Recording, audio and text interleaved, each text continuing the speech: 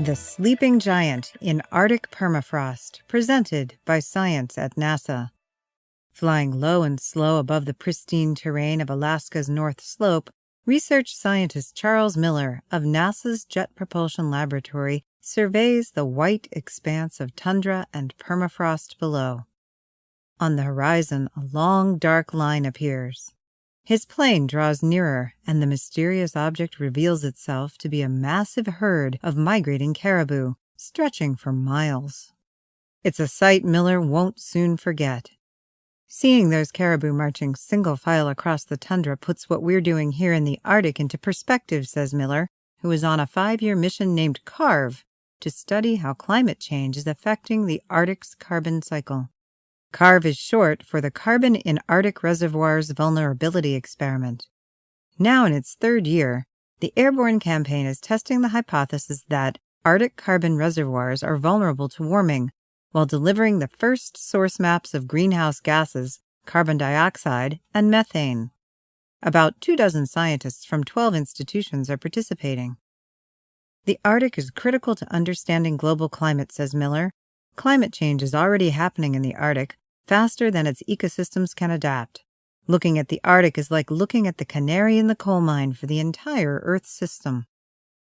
Over hundreds of millennia, Arctic permafrost soils have accumulated vast stores of organic carbon, an estimated 1,400 to 1,850 billion metric tons of it. That's about half of all the estimated organic carbon stored in Earth's soils. In comparison, about 350 billion metric tons of carbon have been emitted from all fossil-fueled combustion and human activity since 1850. Most of the Arctic's sequestered carbon is located in thaw-vulnerable topsoils within 3 meters of the surface. But, as scientists are learning, permafrost and its stored carbon may not be as permanent as the name implies, and that has them concerned. Permafrost soils are warming even faster than Arctic air temperatures, as much as 1.5 to 2.5 degrees Celsius in just the past 30 years, says Miller. As heat from Earth's surface penetrates into permafrost, it stimulates soil processes that mobilize these organic carbon reservoirs and release them into the atmosphere as carbon dioxide and methane, upsetting the Arctic's carbon balance and greatly exacerbating global warming. CARVE campaign flights are conducted aboard a specially instrumented NASA C-23 Sherpa aircraft from NASA's Wallops Flight Facility on Wallops Island in Virginia. The C-23 won't win any beauty contests. Its pilots refer to it as a UPS truck with a bad nose job. Inside, it's extremely noisy. The pilots and crew wear noise-canceling headphones to communicate. When you take the headphones off, it's like being at a NASCAR race, Miller quipped. But what the C-23 lacks in beauty and quiet, it makes up for in reliability and its ability to fly down in the mud.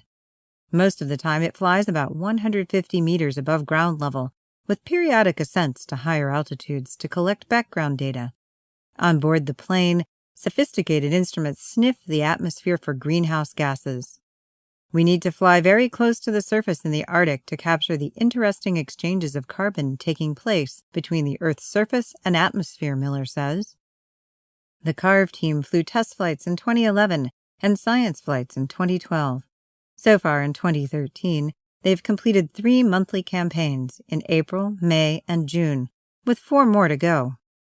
From a base in Fairbanks, Alaska, the C-23 flies up to 8 hours a day to sites on Alaska's North Slope, interior, and Yukon River Valley over tundra, permafrost, boreal forests, peatlands, and wetlands.